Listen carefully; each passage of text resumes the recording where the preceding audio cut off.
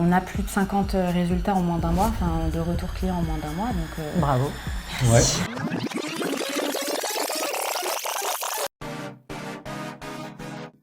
Effectivement, on constate dans les faits qu'un témoignage client augmente de 18% la conversion lors d'un process de vente. Bonjour, moi c'est Maxime, cofondateur de Panoply. On est aujourd'hui dans les bureaux de Brévo pour la journée de l'engagement. Et donc on a reçu ce matin Claim, Ringover et Relevant.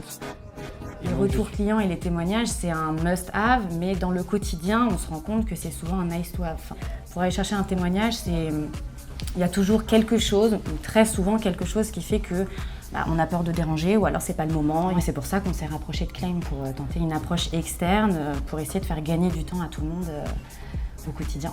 Un sujet de bon timing qui est indispensable et de relationnel humain. Il y a à la fois la stratégie et le process. Donc voilà, dans la stratégie, il y a aussi les politiques de reward qu'on peut envisager. Il y a différents types de reward, personnel, professionnel ou à but non lucratif, on va y revenir après.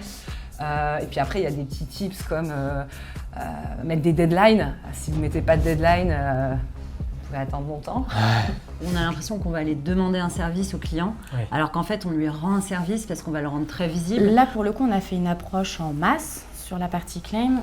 Donc, on a plus de 50 résultats en moins d'un mois, enfin de retours clients en moins d'un mois. Donc, Bravo.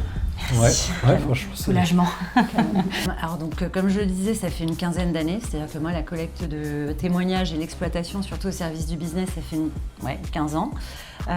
Et le gros changement que j'ai vu, il est en deux dimensions. Premièrement, aujourd'hui, ce job de customer marketing arrive dans les entreprises françaises, ce qui n'était pas du tout le cas il y a même encore 2-3 ans.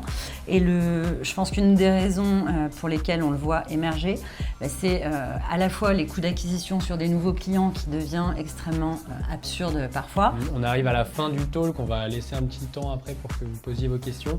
Juste pour conclure, moi ce que je retiens un peu de cet échange, c'est que d'une part, il faut dédramatiser le témoignage, alors que jusqu'à présent, moi j'avais plutôt tendance à penser que les clients ne voudraient pas forcément prendre la parole comme ça, juste par plaisir.